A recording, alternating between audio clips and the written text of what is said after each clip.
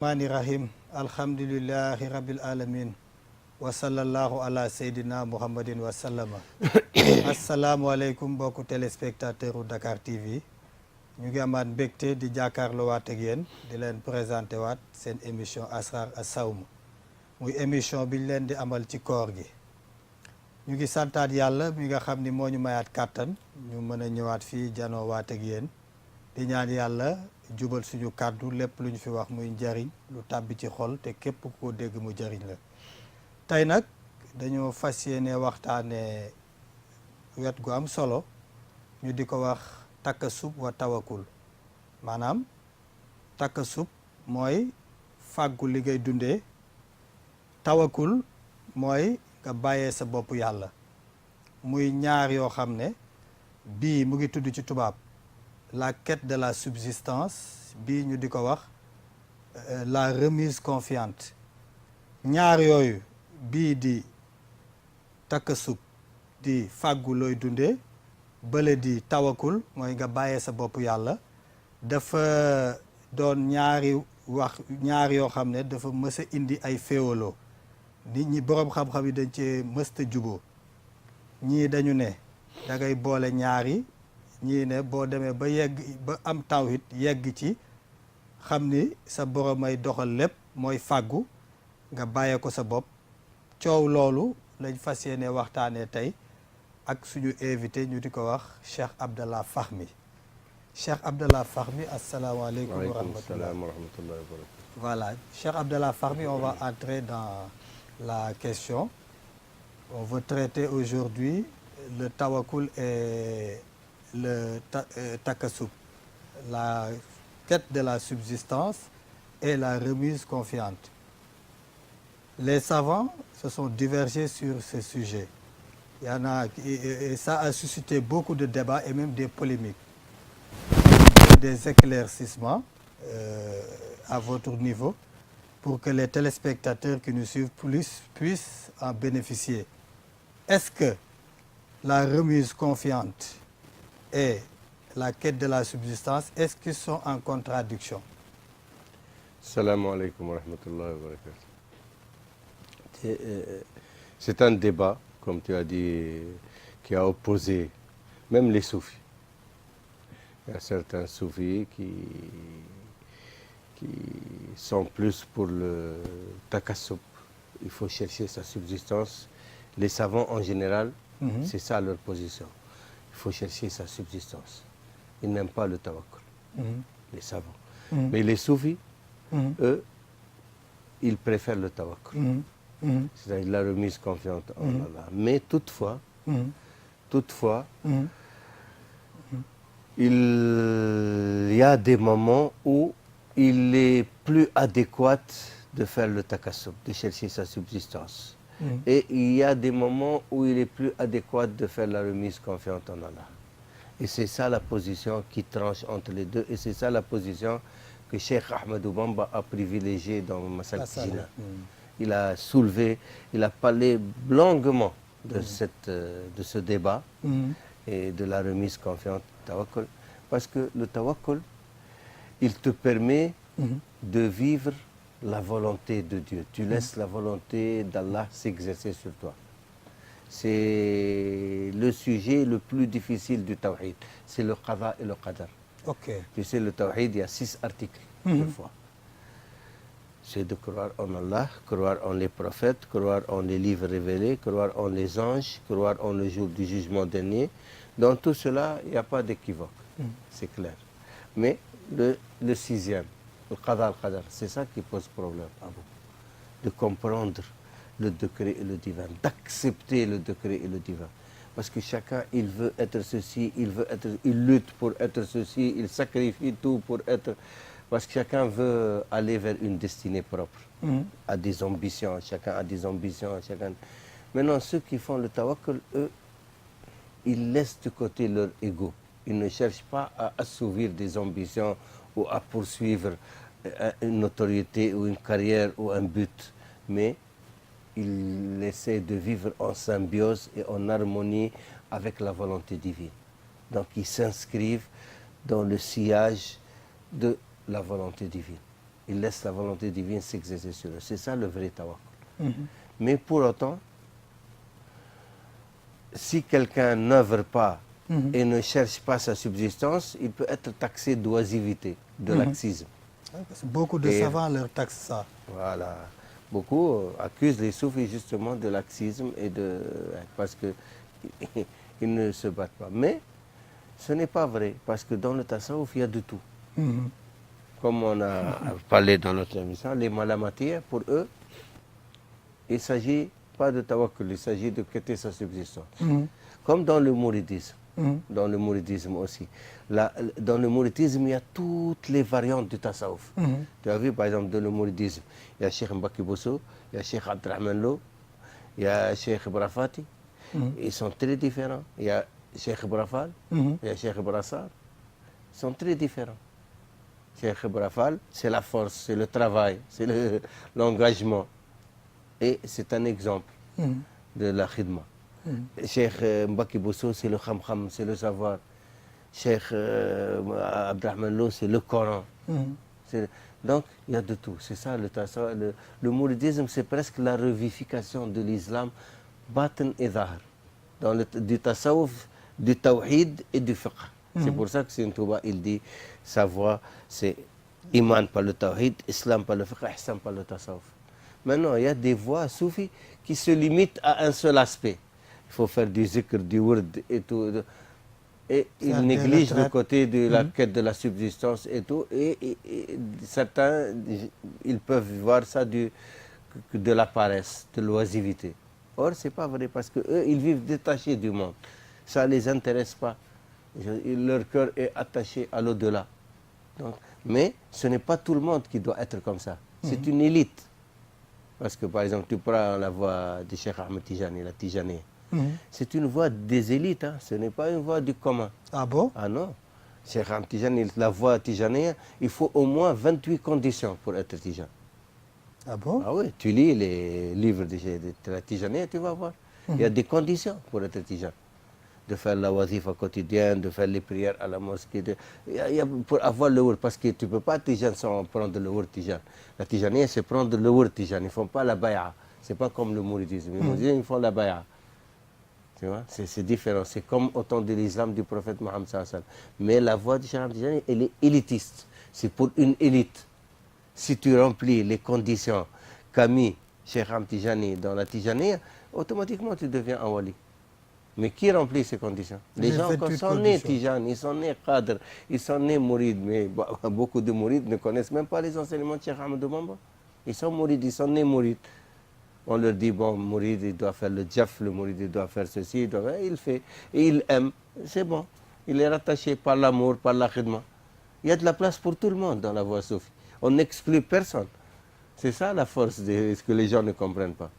Mais il y a des voies élitistes qui vraiment, il faut prendre le wurd, il faut faire le wazifa, il faut le zikr. Il y a des conditions pour être dans la voie. Donc tu vois, le tasawwuf, c'est très large.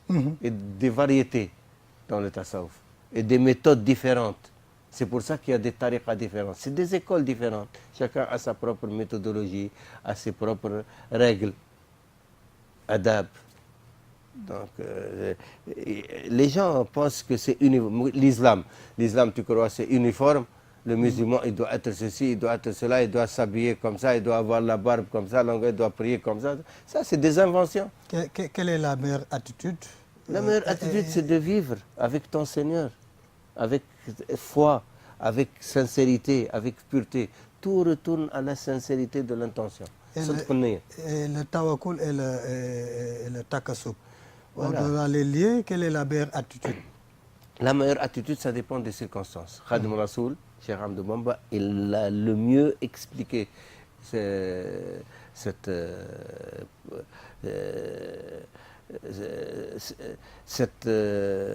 dichotomie qu'on a voulu imposer entre la tawakkul et le takassub. Il dit, quand les moyens sont propices, faire le takassub, c'est mieux. Donc, que ta subsistance est meilleure, puisque les moyens sont propices pour toi. Quand les moyens ne sont pas propices, le tawakkul est mieux. Ça veut dire que tu ne disputes pas la volonté d'Allah, tu acceptes la volonté d'Allah et tu vis avec la volonté d'Allah. C'est le mieux. Mais quand les moyens sont propices, donc il faut savoir allier les deux. Mais aussi, il dit que même si les conditions sont favorables, si tu fais la quête de ta subsistance, évite le compromis. Oui, il ne faut pas que ça t'éloigne. C'est-à-dire que ça te pousse vers la dépendance aux créatures. C'est vrai. Ou avoir un conflit avec ta conscience. C'est vrai, c'est vrai. Oui. C'est vrai, ça veut Donc, dire... c'est un terrain aussi un peu glissant. Non, la quête de la substance ne doit pas t'éloigner de poursuivre la quête vers ton Seigneur. Parce que c'est le plus important, c'est la quête vers le Seigneur. La quête de la subsistance, elle est secondaire. Mais elle est une nécessité de la vie. C'est pour ça que les alliés, c'est un peu difficile. Et c'est pour ça la meilleure chose, donc c'est les ça ne alliés. donne pas raison ceux qui se détachent complètement du monde et aller dans un coin pour... Celui qui ne peut pas allier, il doit choisir. Hein? Celui qui ne peut pas allier les deux, il doit choisir. C'est un choix. Certains choisissent d'œuvrer pour Allah en se détournant du monde matériel et de vivre avec le tawakkul. Ce que Allah leur donne chaque jour, ils sont contents. Est-ce que c'est la voie royale? Ça dépend pour qui. Il y a d'autres qui choisissent d'œuvrer pour Allah en quêtant sa subsistance, en dépensant son argent pour sa famille, ses enfants, pour le bien, pour les musulmans et tout ça. Le prophète Mohammed était le meilleur des soufis et pourtant il vivait en société. C'est-à-dire, le prophète Mohammed est un exemple parfait pour tous les musulmans. Mais tous les musulmans ne sont pas des exemples parfaits. Donc ça dépend, chacun, il doit suivre le mode qui lui est adapté à sa nature. Par exemple, tu viens, comme je t'ai dit, les soufis, ils ont une conscience très large qui englobe tous les humains. Donc ils veulent aider chacun. Quand quelqu'un, il vient, il travaille avec la sueur de son front, il est ouvrier, par exemple, menuisier ou charpentier ou plombier. Et tu lui dis non, laisse ton travail, ça c'est de la perte du temps, viens apprendre le fiqh, apprendre la grammaire arabe et tout. Tu vas lui faire perdre son temps, il ne va rien jamais apprendre. Il va apprendre des rues du monde qui vont lui servir à rien. Alors que là, il est en train de nourrir sa famille, il est en train de faire du bien, de faire la sadaqa, faire la zakat et tout. Tu le prives des bonnes actions pour l'amener faire perdre son temps, apprendre la grammaire ou apprendre le fiqh. Ça n'a pas de sens. Il n'est pas fait pour ça. Chacun doit suivre la voie qui est adaptée à sa nature. Quelqu'un qui aime le savoir et qui aime apprendre, il faut l'encourager. Il dit, c'est pas grave, le travail plus tard. Allah, il va pourvoir à tes besoins. Tu sais que celui qui demande la science, même les anges l'entourent de ses... Ce qui me pousse à te dire que les gens qui se sont détachés du monde pour aller vivre la spiritualité, des fois ils ont tort parce que Allah nous a ordonné de nous prémunir contre le malheur, la fatalité et d'œuvrer en fonction de nos espérances. Ça dépend pour qui, je te dis. Chacun doit suivre la voie qui est adaptée à sa nature. Et ce verset coranique qui nous a prescrit de nous prémunir, de faire la quête de la subsistance, Allah nous a ordonné ça dans le Coran. Écoute, le Coran, il se lit du début à la fin. C'est un seul texte. Il y a des fois où Allah t'incite à chercher ta subsistance et des fois il t'incite au tawakkul. Celui qui se remet à Allah, et Allah lui suffit. Donc il y a de tout. Maintenant chacun suit la voie qui est adaptée à sa nature. Celui qui va suivre le tawakkul, il va trouver dans le Coran ce qui le justifie. Et celui qui dit le takassub, il va trouver dans le Coran ce que... Et dans le hadith, pareil. Masha'Allah, donc chacun suit et puis même sa vocation. Cheikh Ahmadou Bamba, il a dit quelque chose de très extraordinaire. Il dit que le tawakkul, c'est tout simplement savoir que tout ce que tu obtiens comme subsistance te vient du Seigneur. Voilà. Si tu es conscient de ça, tu as fait le tawakkul. Voilà, c'est ça que Cheikh Ahmadou Bamba, j'ai dit, c'est le meilleur texte que j'ai vu dans ce sujet, c'est Masalik Jinan. Dans Masalik Jinan, de toute façon, toute la science du tasawwuf, tu vas le trouver dans Masalik Jinan. Donc il a bien expliqué. Et tous les points de litige des soufis ou des savants, c'est une touba à trancher. Il tranche. C'est pas il te donne des avis différents, il te laisse dans l'expectative. Non, non, il tranche. Parce qu'il te dit de te lancer dans l'activité humaine conformément au plan divin. Parce que Allah a établi des lois de causalité dans la nature. Serigne Touba, maintenant, il a choisi de chercher qu'était sa subsistance. Pour ça, il y a la khidma dans le mouridisme. Mais tout en sachant que tout provient d'Allah. Il te suffit, le tawakkul, de savoir que tout ce qui te vient, il est d'Allah. Tu vois Allah en toutes choses. Oui, il dit en apparence, fais la quête de ta subsistance, mais en réalité, sois avec ton Seigneur. Voilà, c'est confie-toi excellent à ton ça. Seigneur. Voilà. Comme ça, la preuve que tu t'es confié à ton Seigneur, même si tu fais la quête de ta subsistance, si tu ne trouves rien, tu rends grâce à Dieu. Si tu trouves, tu rends grâce à Dieu. Voilà. Parce que tu sais que tu es avec Allah et c'est Allah qui ne t'a pas donné ça. Voilà. Serigne Touba a dit quelque chose de très important. Il a dit, il ne reste plus dans ce monde, que la baraka et les adab. Et la baraka ne vient que par les adab. Celui من تأدب بورك فيه إما ظاهرا وإما باطنا أو هما معا. Celui qui se part des règles de bienséance, l'adab. Et l'adab, c'est ça le secret des soufis, c'est le adab. Les adab, c'est les règles de bienséance. Adab avec Allah, adab avec ton prochain et adab avec toi-même. C'est ça comment Serigne Touba l'a expliqué. Adab avec Allah, c'est de respecter ses commandements et de s'abstenir de ses interdits. C'est ça que tu as, le adab avec Allah. L'adab avec ton prochain, c'est de ne jamais le spolier dans ses droits, de ne jamais être injuste avec qui que ce soit, d'aimer pour ton prochain ce que tu aimes pour toi-même. Tu n'aimes pas qu'on soit injuste avec toi, ne sois pas injuste avec. Quand on te sollicite et que tu peux aider, tu aides ton prochain. Et avec toi-même, c'est de ne pas la laisser courir les tentations et les futilités et les vanités, parce que tu te blâmes, tu te fais du tort à toi-même. Demain, quand tes membres, tes organes, ils témoigneront contre toi, tu n'auras pas d'excuses. Même si tu ne dis rien, ils vont parler. Ta cuisse va parler, ta jambe va parler, ton sexe va parler, ton œil va parler. Ils vont témoigner contre toi si tu leur as fait du tort. Donc, de ne pas faire du tort à toi-même. Parce que demain, ils vont témoigner contre toi.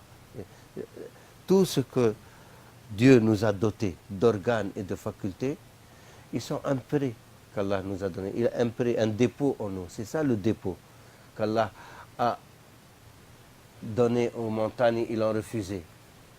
Aux cieux, ils l'ont refusé. À la terre, elle a refusé. Et l'être humain l'a porté. Parce que le souffle divin, il y a tout dedans. Il y a les facultés. C'est ça qui te permet de voir, d'entendre, d'écouter. La vue qui est en toi, elle ne t'appartient pas. Allah peut te la retirer à tout moment. Il y a des gens aveugles. Ils ont l'œil, mais ils ne voient pas. D'autres, ils ont des oreilles, mais ils n'entendent pas. Lui, c'est une faculté qu'Allah t'a prêtée. La parole, il y a des gens qui ont la langue, mais ils ne parlent pas. Ils sont muets. C'est Allah qui te l'a prêté. Tout ça, donc tu dois les respecter. Tu dois respecter ta vue, ton oui, ta parole. Tu ne prononces que des mots qui plaisent à Allah. Tu n'entends que des choses qui plaisent à Allah. Tu ne vois que des... Donc, c'est ça les adab. Tu dois avoir les adab. Et c'est ça les soufis, ils s'évertuent à cela. En se purifiant, ils évitent les futilités, les vanités de la vie. Et c'est ça ce qui fait, comme on dit, tawakkul aussi, c'est de se confier à Allah, de ne pas chercher la compétition dans la vie. Serigne Touba, il dit, les guides sont 4. Ceux qui te guident dans la vie, pour réussir dans la vie. Ceux qui te guident dans la religion. Ceux qui te guident dans la connaissance. Et ceux qui te guident vers Allah. Voilà les guides, 4. Celui qui te guide dans la vie, pour t'apprendre à réussir dans la vie, il va t'amener vers les tentations. Parce que pour réussir dans la vie, il ne faut pas avoir de scrupules, il faut regarder ton intérêt avant tout, il faut être égoïste, égocentrique, il faut pour réussir. Donc, c'est les tentations. Celui qui te guide dans la religion, il va te fatiguer. Il faut faire ceci le soir, il faut faire combien de rak'at, il faut faire combien de 1000 relatifs, 5000 ceci, 10 000 ceci, fais ceci, il va te fatiguer. Il va te charger de choses qu'Allah ne t'a pas chargé. Jusqu'à ce que tu es épuisé, tu ne peux plus continuer. Et celui qui te guide dans la connaissance, il t'aide. Parce qu'il te raccourcit le chemin. Il te montre ce qui est utile et ce qui est inutile. Ce qui est bénéfique et ce qui est superflu. Donc tu t'occupes de ce qui est nécessaire et ce qui est bénéfique. Et tu laisses le superflu. au moins il t'aide. Et celui qui te guide vers Allah, il te procure la paix du cœur et de l'esprit. Parce que la quête finale, c'est d'aller vers Allah. Ce n'est pas d'être un bon croyant ou d'être un bon, on va dire, oh celui-là vraiment il prie beaucoup, ou il jeûne beaucoup, ou il a connu des asrar, qu'est-ce que ça va te servir demain? C'est Allah qui est important pour toi. Ce que tu accèdes à Allah, tu vis en symbiose avec Allah, que ta volonté s'imprègne de la volonté d'Allah, que la volonté d'Allah s'exécute sur toi. C'est le wusul. Wusul, c'est la jonction. Donc, comme a dit Saint Touba, la asha'u illa ma yasha'u Allah wa ma shi'tu sha'a Allah. Je ne veux que ce que veut Allah et ce que je veux, Allah le veut. Alors, tu arrives à cette jonction, tout ce que tu veux, Allah le veut, parce que tu ne fais que ce que veut Allah. Donc, tout ce que tu veux, Allah le réalise. Il y a des gens aussi qui négligent le takasub, la quête de la subsistance, et ils disent qu'ils se confient à Allah, qu'ils se laissent à Allah, alors qu'ils ont des penchants terrestres. Ils se trompent, ils se leurrent eux-mêmes. Quand quelqu'un, par exemple, il fait le takassub et il cherche l'argent pour l'argent, il se trompe aussi. Ce n'est pas pour subvenir à ses besoins et être indépendant et pour pouvoir œuvrer pour Allah dans les meilleures conditions. Aussi, si vraiment il gagne l'argent, pour devenir, il se trompe. Et celui qui fait aussi le tawakkul, il dit, bon, il ne travaille pas, tout ce que... Et puis il va chercher les gens riches ou les gens du pouvoir et tout, pour qu'ils l'aident et tout. Il se trompe aussi. Donc tout est dans le cœur, comme l'émission passée. C'est l'intention. C'est l'intention qui prévaut sur l'action. Quelqu'un peut dire qu'il fait le tawakkul alors qu'il aime la mondanité. Parce que par exemple, on dit que le tawakkul, c'est vider son cœur de toute préoccupation terrestre et de se lancer dans l'activité humaine. Celui qui a le vrai tawakkul n'a plus de problème dans la vie, ni dans l'au-delà. Il n'y a pas mieux que le tawakkul pour celui qui fait le vrai tawakkul, c'est-à-dire de vivre avec la volonté divine. C'est difficile, Abdallah. Tu accordes ta volonté à la volonté d'Allah. Donc, c'est la volonté d'Allah qui s'exerce. Comment faire pour arriver à ça? C'est difficile. D'abord, c'est un privilège divin. Allah t'aide. Si Allah ne t'aide pas, c'est ça, l'inaya, riaya, Allah te prend en charge, Allah t'aide, t'assiste pour arriver, parce que toi, tu as besoin de l'intention sincère. Et et chercher la vraie direction vers Allah. C'est tawajjah vers Allah. Et la sincérité de l'intention, la pureté de l'intention. Et Allah t'aidera dans le reste. Toi, tu n'as qu'à purifier ton intention, être sincère dans ta quête. Tu cherches Allah. Allah est partout. Si tu le cherches, comment tu ne vas pas le trouver? Il est omniprésent, il est partout. Si tu le cherches réellement et sincèrement, tu ne peux pas ne pas le trouver. Il est partout. Donc, ça dépend de l'intention. Si tu cherches Allah réellement, avec la meilleure intention, Allah se manifestera à toi. Donc, comme il veut. Tout revient comme l'émission passée qu'on a traitée sur le cœur. Tout est dans le cœur. Tout est dans le cœur. Oui, tout est dans l'intention et l'intention est dans le cœur. Tout est dans le cœur.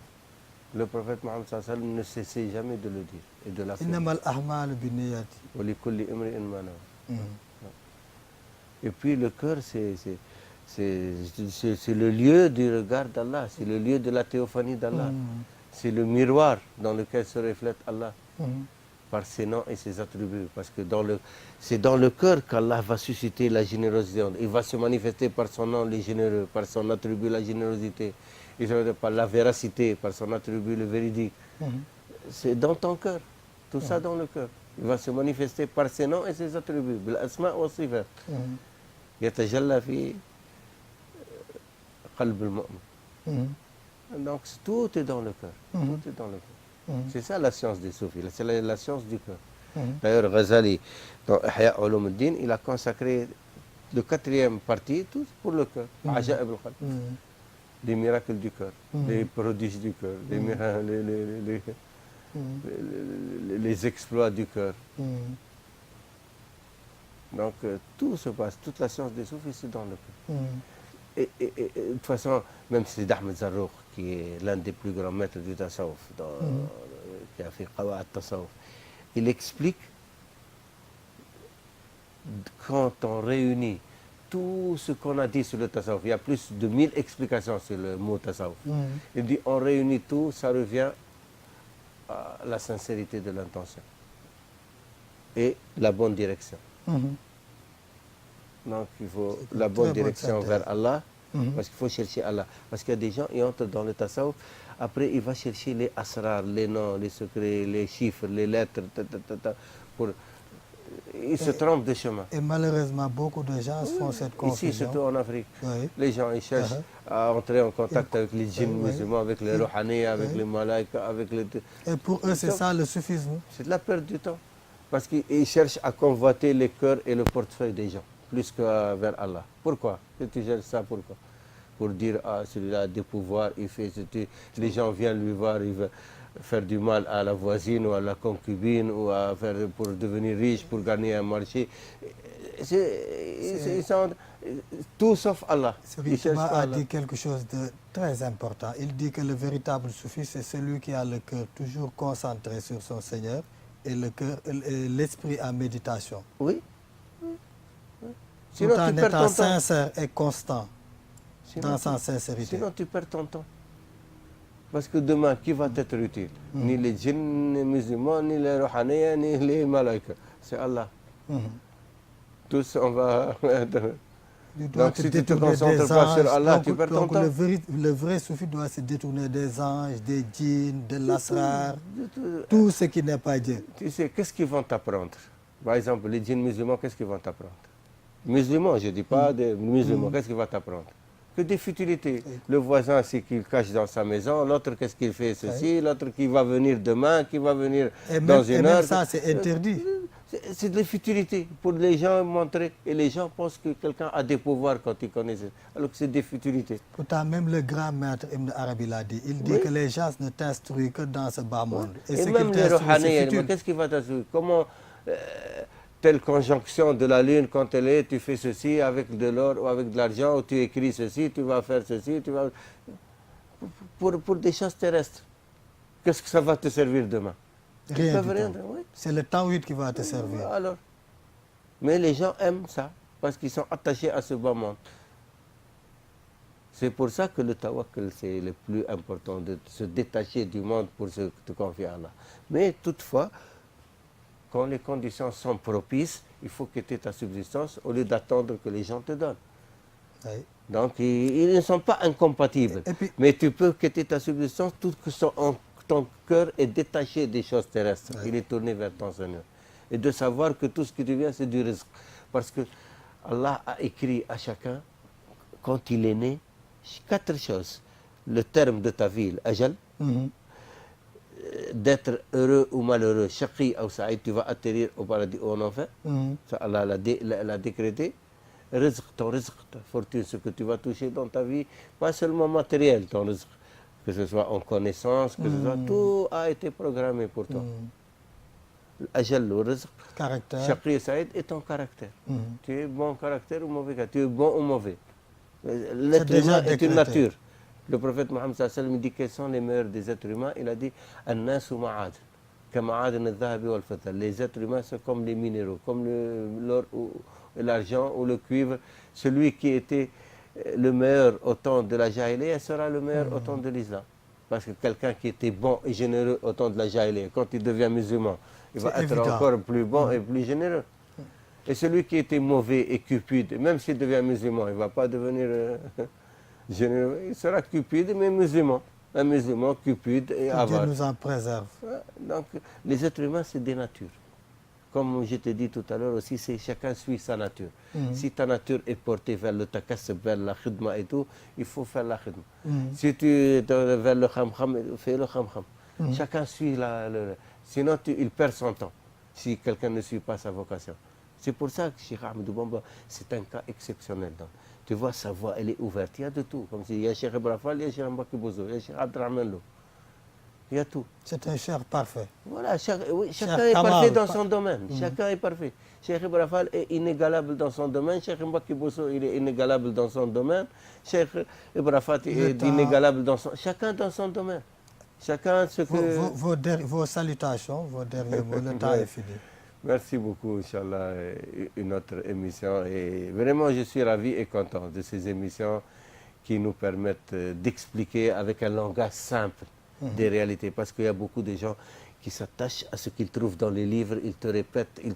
Pendant des siècles, on répète les mêmes propos et il n'y a pas beaucoup de gens qui comprennent. Okay. Alors, il vaut mieux les expliquer avec un langage actuel qui sert à passer la communication et l'information et la connaissance. Et avec toi, c'est possible. Alhamdulillah. jërëjëf mbokku téléspectateurs yi ñu ngi leen di sant di leen gërëm ñu ngi ñuy xamal ni waxtu wi jeex na ñu ngi wax ni lépp lu ci jub yàlla lu ci dëng ñun la ñu ngi leen di jox rendez-vous semaine bii di ñëw wasalaamaaleykum wa rahmatullah